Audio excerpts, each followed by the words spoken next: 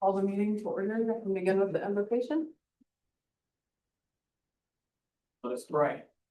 Lord, we thank you for the opportunity as leaders in our community to serve this evening.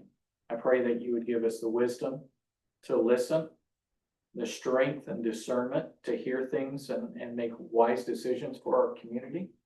And through all of this, unity and to bring you glory. In your precious name, amen. Amen. Pledge allegiance to the flag of the United States of America and to the republic for which it stands, one nation under God, indivisible, with liberty and justice for all.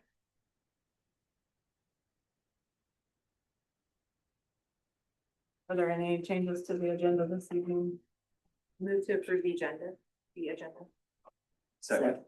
We have a motion by Commissioner Hutchison, second by Commissioner Lambert to approve the agenda. Any further discussion? All in favor? Aye. All opposed, same sign. Motion passes. Okay, next, moving on to public comments. This is the time where citizens are encouraged to speak publicly. We request that you come to the podium and state your name and address, speak respectfully, and limit your comments to 3 minutes. Seeing no one, we'll move on then to the action agenda. The first action agenda item is ordinance 2025-3239, authorization issuance of general obligation bonds. And I believe Kevin Cowan is on this evening to go over this with us, and also City Manager Lang. Yeah, good evening, Kevin Cowan with Gilmore and Bell. So this is the bond sale for the projects that you've been discussing. It includes the permanent financing for the new housing subdivision where we had temporary notes from a couple of years ago. So it will retire those temporary notes and provide permanent financing. And then a couple of additional projects, I believe the 7th Street and 11th Street projects. So the city called for the sale of the bonds last month and took bids this morning for the sale of those bonds. There were 5 bids received, which is very good. The award of the bonds is based on the lowest true interest cost to the city. So whatever is the lowest cost, and that true interest cost is going to take into account interest, but also underwriting discount that the purchaser of the bonds may take, and any other costs. And so the winning bid was submitted by Northland Securities, which is out of Minneapolis. They have an operation in Milwaukee, but they've also established an operation in Missouri, including Kansas City recently. So somewhat local. Their true interest cost bid was 3.86%. And the cover bid, as it's called, what is the next closest bid? How close was it? Was from Robert W. Baird and Company, and they were at 3.90%. And in terms of just total interest cost, that's within about $20,000. That was the difference in the 2 bids. So pretty close, really, in that regard. I wanted to pull up, if you'll bear with me for one moment, where we started earlier in the summer, what the estimates were on interest rates. That was at about 4.9%. So you may, if you track with the news, we did have the Fed make an interest rate adjustment downward. And so interest rates have improved. And so I wanted to mention that. You can feel good about that. Your timing was good today, as opposed to a little earlier this year. And And so that is all very good. In terms of formal action, there is an ordinance that we try to keep short and basic to authorize the bonds, and then a longer resolution that has all the terms and details of the bonds. Uh, and so would ask you to act on the ordinance and then also the resolution. You don't have to separately approve the winning bid from Northland Securities. That is included within the resolution. But I am happy to dig into any detail that you might want to discuss in terms of sale results. I will add that the interest rates, the coupon rates that are actually bid are all 5% and 4%. And you may be thinking, well, how do we have a true interest cost that's less than 4% if all of our rates are either 5% or 4%? And the reason for that is the winning bidder bid premium, meaning they will pay you more than the $2,435,000 in principal amount on those bonds. They've actually bid to pay you $2,553,703. So that means they're sort of buying down the interest rate, so to speak, the yield on the bonds. So the interest rate's a little higher, the nominal coupons, but they've given you more in cash up front, and that's reduced your principal borrowing cost. And so when you sort through it, you kind of get to the same place as if you'd borrowed less money or more money at a lower interest rate. And so again, fours and fives in terms of interest rates, but the real borrowing cost to the city, once you consider that premium, it ranges from 2.68% in the first year is kind of your effective yield or borrowing rate to 4%, 4.1% at the end. So your range of rates, let's call it, is from 2.6 in the early years, and those usually go up over time to recognize more risk involved in having a long-term investment. So again, hopefully that's helpful to think about. You're kind of from 2.68 to 4.1% over the 22 years of the issue.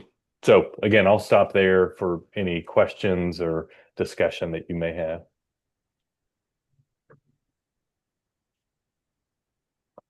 No, I appreciate the thorough explanation, going over the bond.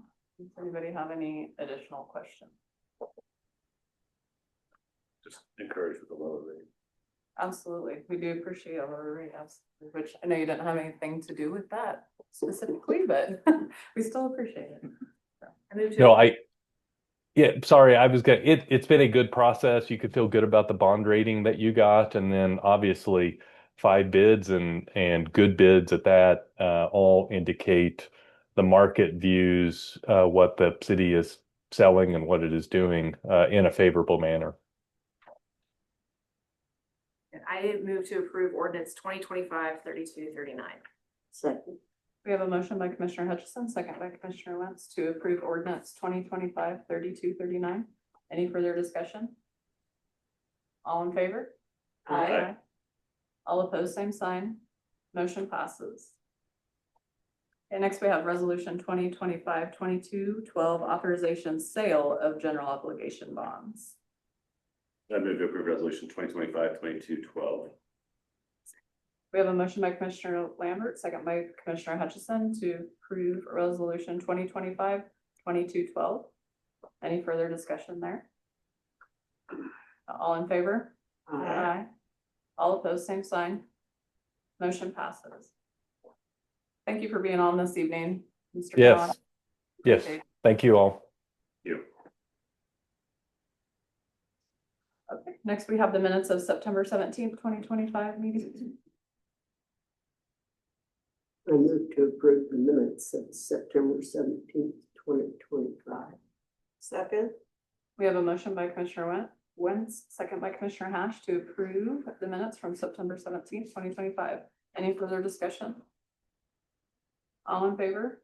Aye. All opposed, same sign. Motion passes. And next we have appropriation ordinance number 18. I move to approve appropriation ordinance number 18. Second. We have a motion by Commissioner Hutchison, second by Commissioner Wentz to approve appropriation ordinance number 18. Any further discussion? I did have, I guess one question either for Chief Christensen or, Amber. The, traveling wall, so do we donated to that and then also we received, the fire department received funds from that as well? Yes, they donated, 25,000 to us, but a portion of that money was supposed to be distributed to the other rural stations around, the county. Kind of what we agreed upon, at the start of all that. So she just wanted to give one check and then figure it out. We weren't able to really come up with anything together that we could buy, kind of in a bulk, type purchase. So, we're just distributing around 4,000 to each department. I forget what the actual number is right Okay, now. so this is just the distribution and they'd already Yeah. given you guys, okay, Yeah. I appreciate that, thanks for the refresher. Okay. All in favor? Aye. All opposed, same sign. Motion passes. Okay, next we have the KDOT Highway 81 project bids. Good evening, Mayor and Commissioners. Last Wednesday, we held the public bid letting for the Highway 81 Surface Preservation Project. Quick reminder, that is the replacement of the Highway 81 pavement from the north side of 6th Street to going north to the beginning of the Viaduct Bridge, or what you would more commonly call the approach to the bridge, all the way across from curb to curb, including replacing the curb on both sides. And then also, so that much south of the bridge is what we call the base bid, and what is reflected as the base bid in the tabulation. And then there was an additive or an additional option for replacing a portion of the eastmost northbound lane north of the bridge. If you've been north of the bridge and you're in the outside lane, there was one particular about 125-foot section of pavement that was in really bad shape and potholing. And so we put an option in for a bid that's what would be considered additive number 1 in the bid tabulation.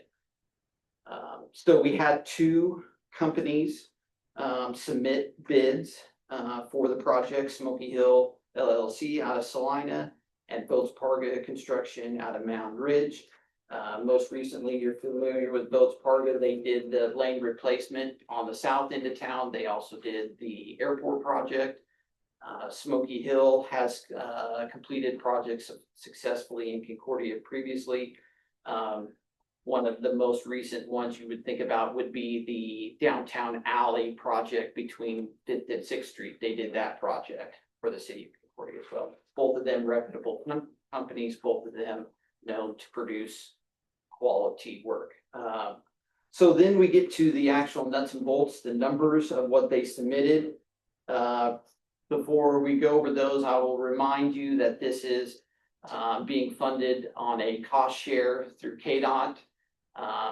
Whereas it's a 90-10 split, KDOT funding up to a maximum of $400,000, which then requires 10% to come from the city. So if KDOT spends a maximum of $400,000, then the city is responsible for $40,000 or 10% of that above and beyond that. And then the city would be responsible for any costs above $400,000, period. Does that make sense? I kind of said that in a goofy way. I'm sorry. So that being said, we received bids that were higher than I even estimated. So the question is, where did my estimated numbers come from? So this is a project happening on Highway 81. And so as engineers, we rely on KDOT's published bid item prices, not only what they have received this year, but over a 5-year average of those items as well too. So my estimate is based upon looking at what the 5-year average is for concrete or curb and gutter or whatever it is, and comparing that to what it's been bid recently. And because of the smaller nature of this, add some to that even. That gets me to the number that I estimated. My estimate was for a total of everything to be in the $358,000, which would have been under the $400,000 that KDOT would have provided for this project. We did not receive those low bids. In the tabulation, you will see that Smoky Hill's base bid was for $464,000, and their additive was for 44, for a total of 508 and some change. Votes Pargas was base bid was for 485,000 with an additive of 44 for a total of 530,000 and some change. There were a few of the line items that stuck out to me that were significantly higher than what I was expecting based upon averages for what is been bid for those line items. For one, the actual concrete pavement was 38% higher than what concrete pavement has been going for highway projects in the state of Kansas here recently. That may have something to do with our local supplier of concrete, would be my best guess there. The traffic control was significantly higher than what I estimated, like 200% higher than what I thought it would be. And that was me even factoring in that this project is a replacement of pavement, but the hardest part of it is handling 8,000 vehicles driving by while you're working on the highway there every day. So I could understand them to be a little bit higher in the traffic control, but once you set it up, it sits there statically. So that was weird. And then we continue to see companies in our area throwing excess into the mobilization. You know, my estimate was for 50,000 for mobilization. Smoky Hill had almost $70,000 in mobilization, and Post Parga had almost $90,000 in mobilization. So this is what we think is happening is contractors are using this mobilization line item as a slush fund for throwing in extra costs that they may not be able to account for or reasonably show in the others. So those line items are what drove up the price over what even I thought the project should cost. So your options would be you have a couple options here. One would be to reject all of these bids. You could do that. One, you could approve just the base bid item, which would be just the replacement of all of the pavement on the south side of the viaduct. Or you could choose to approve the base bid plus the additive, knowing that anything above and beyond what KDOT is going to kick in at 400,000 would be at the city's cost at that point in time. I guess I'll stop there and see if anybody has any questions up to that. Does that make sense the way I've explained it? Not normally. For example, in the last project we bid, the Highland Drive and 11th Street mill and overlay, I recommended, based upon those prices being high, that we reject all of those and try to bid it again.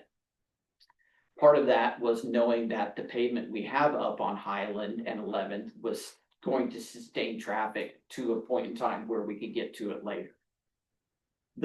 As you are well aware, the pavement on Highway 81 heading up to the bridge and then leaving the bridge and going north out of town is getting really bad.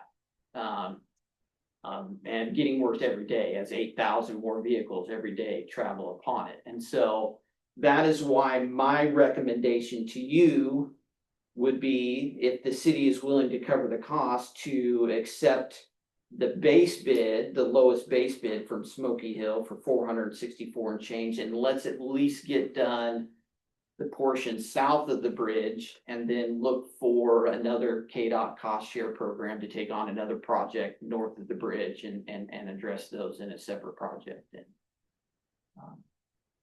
that would be my recommendation. So if we decide to go with Smoky Hill with the full project, we're talking about a cost from Concordia essentially at $148,000 and change, right? The 148,319. Because we'd have the 10% of the 400, which would be 40. Right, but that counts towards the everything above and beyond, so you would only be 108 over the 400,000. But we'd still have to pay the 10% of the 400, right? It's above that, so they pay the 400 and then we pay, Okay. it Yeah. has to be 10, like we'd pay 10% of whatever until they hit 400. Right, And then. So- But it's only of the base bid. Well, it could be. No, it could for have the been entire all- For the Project. entire It could have project. been all of it. for the entire project. So with it being then our cost at 108, I guess, Jason, my question really is if mobilization, the cheapest mobilization is already in excess of what the addition would be, let's just do it and get it taken care of Sure, instead of having to figure out another project Right. down the road. once you have a contractor in town, they're already here. Yeah. I agree with that too. It's not gonna get cheaper. Yep, I think. And it's not gonna get in better shape while we're waiting. I mean, No, that particular lane, and thankfully Shane and his crew have gone out and temporary patched that big pothole forming there, but if we could get the pavement replaced in that section as well too, then that would save all the other pavement around there until we can get another project going up there. the next question would be do we have, So it would be 65,000. Ish, and 44,000 is what's budgeted. So You're looking at 20-ish yeah, 60. thousand. That's not budgeted already. For the The base 40, bid. it was 40, we had 40 budgeted because we were anticipating 10%. Right. yes. And they pay 400,000. We already had the 44,000 budget is what I'm saying. But then so we're still short 55. Right, the 65, right, Six. Yeah. We're short 65. yes. We have that somewhere. No.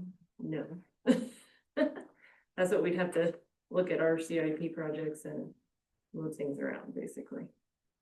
I mean, we have some things that we haven't done in there, but we've discussed, I guess, I don't know. Yeah. But There's been things that have been discussed of wanting to use them for, so I don't know, I guess it'd be up to you on what projects would be moved around. What about that premium money? We have plans for that? I didn't put it in CIP, because that's not where it came from. Right. So But yeah, I mean, you what can, projects are you thinking about? I mean, I just know that we didn't do like the charging station, so we saved that money, that could go towards that. But I also know that Shane was discussing possibly putting that towards, a grant for traffic light updates along all of 81 and possibly 11th and Cedar. There's a grant out there. I was going around the idea of getting everything updated all at once and being done with it for a while. don't have. So it's kind of like this. It's either update the highway or update. Or we find another. And we had yes, when is this work all completed? Smoky Hill is proposing to start. In fact, I just took a phone call from them yesterday. They are proposing, if they are awarded, they are planning on starting early in November and then working through till completion. So you'd be done before Christmas of this year with that project. Having the highway shut down is yet another reason, I mean, because it actually is on the highway to do that project at the same time, so it would be pretty valuable to do it all at one time. Yes, and we have spoken to them about that specifically, because they are allowing their start date was November, but their completion date was May, and we were concerned that, will we come in and start in November and then pull off for winter and come back in the spring? And he said, no, that's not the case. Our plan is to start in November and get completed, but should we get snowed in, we will come to some sort of completion point, reopen the highway up, and then come back in the spring and finish up then for our contracted amount and type of thing. So they're anticipating getting started and barring weather, inclement weather, get done right away. With the hopes is you only have to shut down the highway one time to be able to do the project. Does that answer your question? There are always every year several projects in the budget for the current year that we don't complete. And that will be pushed to next year, and that I can see several that might be the case. Brown Grand windows, I don't know if we have decided what we're doing there, but just several things that maybe we don't get completed this year, and then next year we had 138,000 in street projects that we had just put there as a placement that could be used, part of that money towards that. So which again was kind of eyeballed by Shane for that, but And I think that us having this conversation right now is exactly why the conversation about the revenue neutral rate is so important for us to try to find that balance between being a good steward of money and then realizing that none of our infrastructure is getting newer, nothing is getting cheaper. And these are sort of the problems that we're running into with not being able to take care of everything that needs to be taken care of.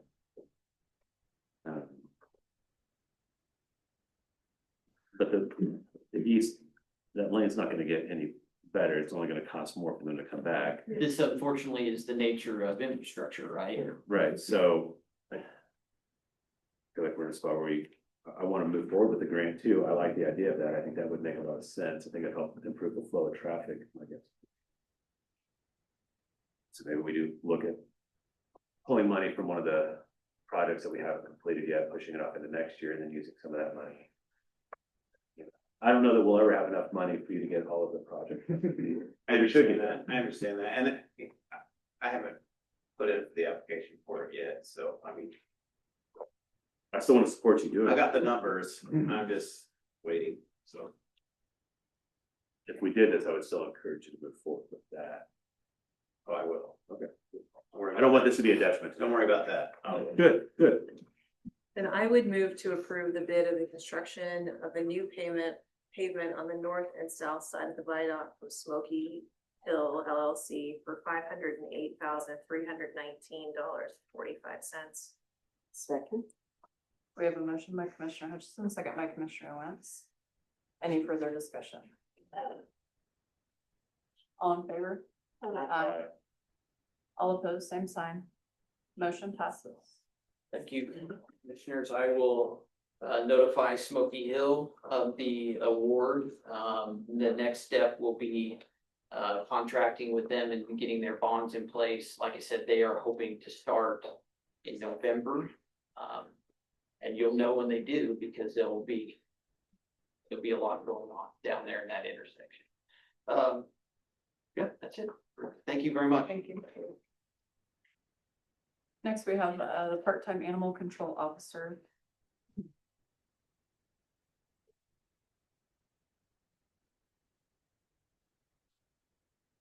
Good evening. So as you can see, we're having a hard time of getting volunteers to help out the shelter. The current volunteers, they're getting older and some of them are asking to pretty much retire, I guess, if you want to say, from volunteering. We put ads out and we just are not having a good turnout on people who want to volunteer their time anymore.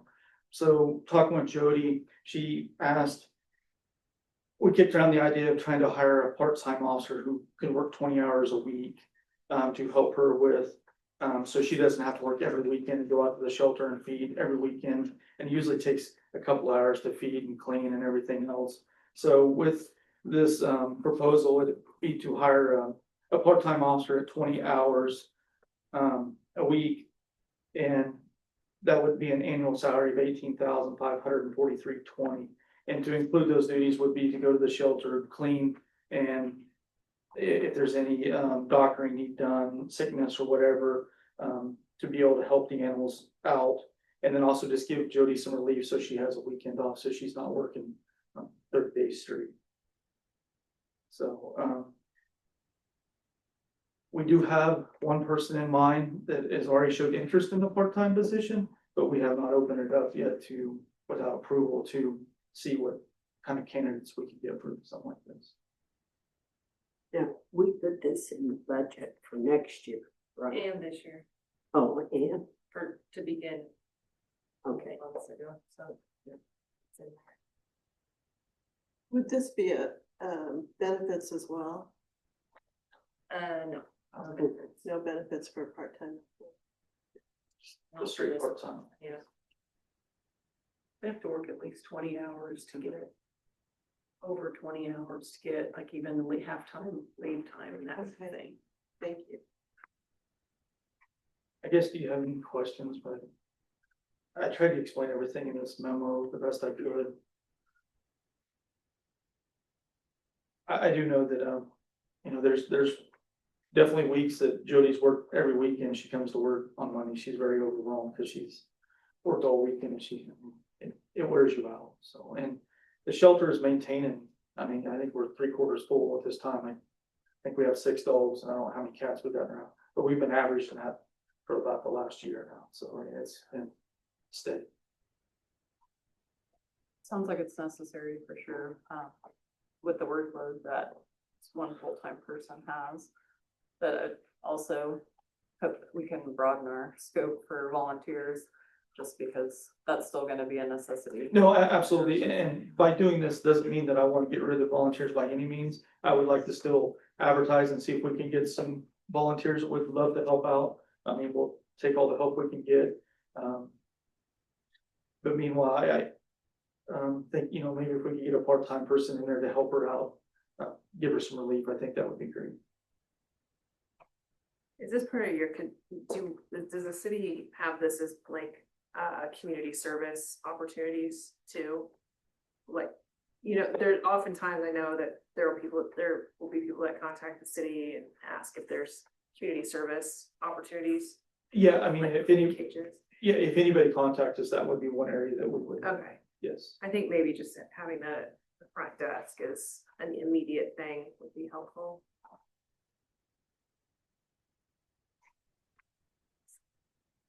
Any other questions I can help answer them?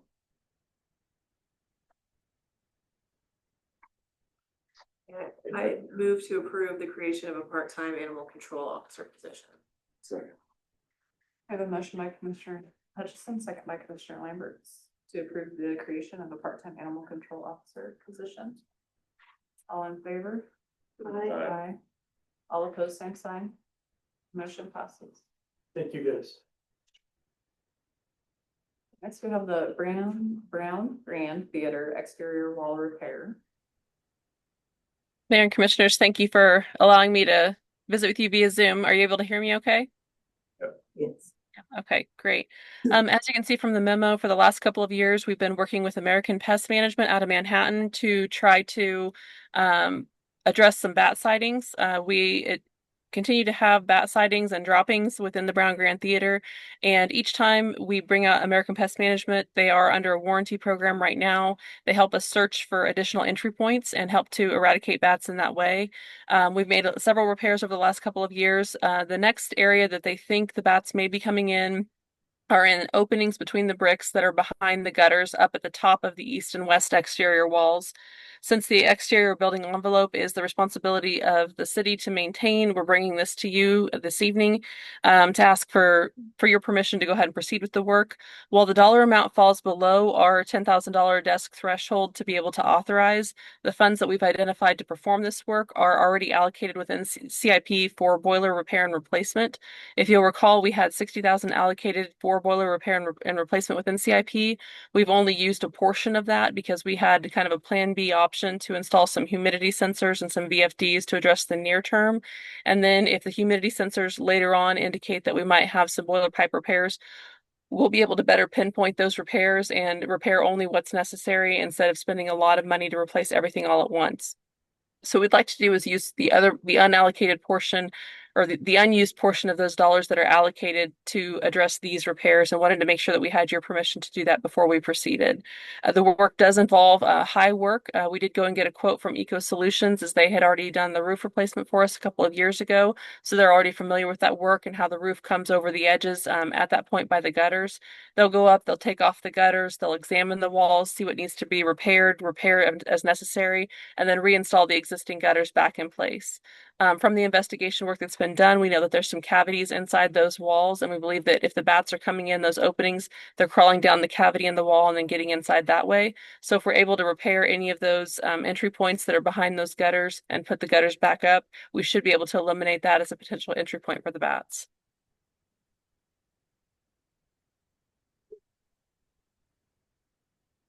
How much longer is the warranty for the bat eradication? It's an annual renewal option, and Amber, help me if I'm wrong, but I think it's about $1,300 a year for the warranty work, and we just renewed that for another year. Thank you. So that means that anytime that Melissa or any of her staff sees a bat, they can call American Pest Management. They'll come out, they'll clean it up, they'll examine for entry points and give us recommendations at that time, and we don't have to pay any additional trip charge or anything. I think she had them out 5 or 6 times last year, so it's definitely worth the warranty at this point in time. I move to authorize Eco Solutions Inc. to proceed with explorative and repair work to the east and west walls of the Brown Grand Theater to be paid CIP. Second. We have a motion by Commissioner Hutchison, second by Commissioner Wentz, for the theater exterior wall repair. Any further discussion? The only question I really have is, it talks about the ballpark only, and if repairs are needed, that they'll provide a quick actual estimate. Is there any ceiling to that we have to or I guess be able to make the decision at that point if it becomes significantly more than what is initially anticipated? Yes, your approval tonight is based on what's in the estimate right behind the memo. And as you can see, there were 3 options for repairs given and all with ranges given. So what he means by that is that when he gets in there to see what it's going to take, he's going to give us what the actual number is within those ranges. But we expect the high end of those ranges to be the ceiling at this point. If there's something else, then that goes outside of what you've authorized tonight, and then we could make different decisions at that point in time. Fair enough. All right, all in favor? Aye. All opposed, same sign. Motion passes. Thank you. Next we have the reports. We'll begin with the manager's report. Mayor and Commissioners, all I have for you this evening is just a great big thank you to all of our city staff, the Fall Fest committee, those at the high school that did the homecoming, and everyone that helped out to make all of those events really well attended and just a really good experience for everybody in the community. It's nice to see everybody come together and just really work hard for the common good. So we really appreciate that.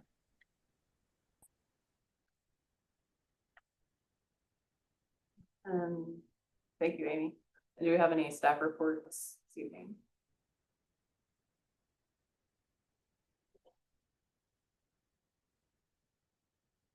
Mayor and Commissioners, good evening. Just have 3 things here. First one, follow up on your question about the fire blankets. I did look into those, and they were like between $4 and $5 a piece.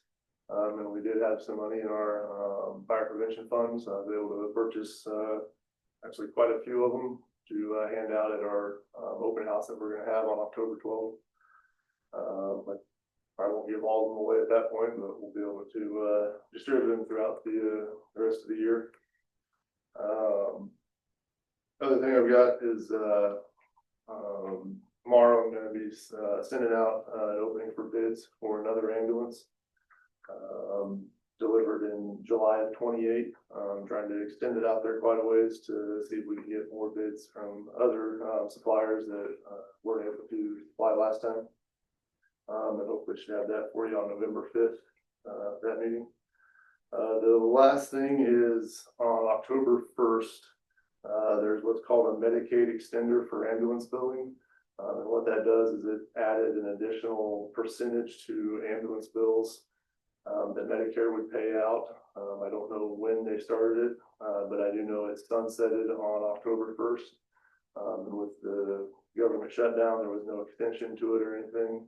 So we will expect to see our ambulance Medicare portion revenue that comes in to be 3% less.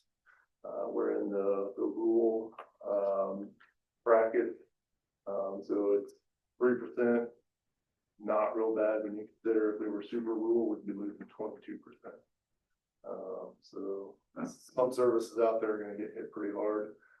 We're pretty conservative with our budgeting on the ambulance revenue. We've actually already hit 100% of it. So that 3% really shouldn't hurt us too bad. But we'll see what happens over the next few days of the month and see if they ended up extending it, or if they do any retroactive for that. Thanks, Jim.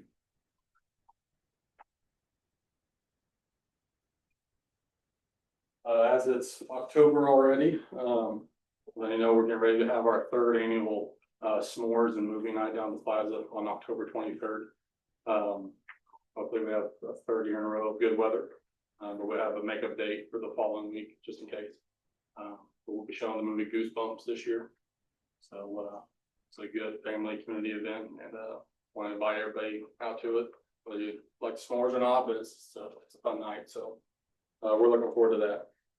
The other thing is, earlier this year, I think it was around February, maybe January, we started tracking where visitors were coming from for Airport Park Campground. And we got a map out there in the kiosk area now that we've been push pinning. And I updated it Monday. Yeah, Monday. And we have had visitors this year alone from 33 different states, which I thought was pretty cool. Everywhere from Maine, Florida, Oregon, and California, and then probably 10 or so from Canada and one from Germany. Don't really know the story about the Germany one, but I thought that was very neat to see on the list. So I don't have a total number of visitors, but the map is getting full, and I did post it on Facebook yesterday. But if you're out in the area, stop and take a look at it. It's pretty neat to see where all the visitors are come through Concordia today or tonight. So that was pretty neat. Yeah. Thank you.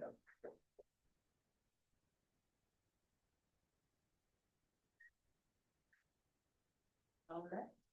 Move on then to commissioner comments and reports. Again, thank the Chamber of Commerce did such an excellent job this weekend, and all the volunteers, and I haven't seen so many vendors in such a long time. So hats off. I had a question probably for Chris. We can talk about it after me, but the light that's eliminating the flagpole at the park is loose at its base. I think I went over and I didn't try to fix it, but try to fix it. And I think that the screw that it's supposed to be nutted onto is kind of fouled up. So Is the light still working? it works. I think there are probably kids that enjoy going to the park and spinning it around. So we retarget it on the flag as often as we can. But Yeah. I drove by yesterday, it was pointing the other direction, I noticed. So I know last time it was messed up, they had called us because of the wiring, everything down inside, but we can look at it, it's loose and it's still working, we can tighten it up. appreciate it. Yeah. Now, Echo Fall Fest, it was great. Well, I had a great time at Fall Fest as well, so thanks to everybody who made that happen. I know that there were city staff that were very involved in that, so it was wonderful. And I too appreciated Fall Fest, but I also appreciated the glass being removed out of that building, so it didn't fall on someone. So thank you for doing that. Maybe in future issues, maybe we just jump to that step first. Help expedite, encourage expedited performance. I entertain a motion to adjourn the meeting. So that Second. Motion by Commissioner Lambert, second by Commissioner Hash to adjourn the meeting. All in favor? Aye. All opposed, same sign. Motion passes. What was the date?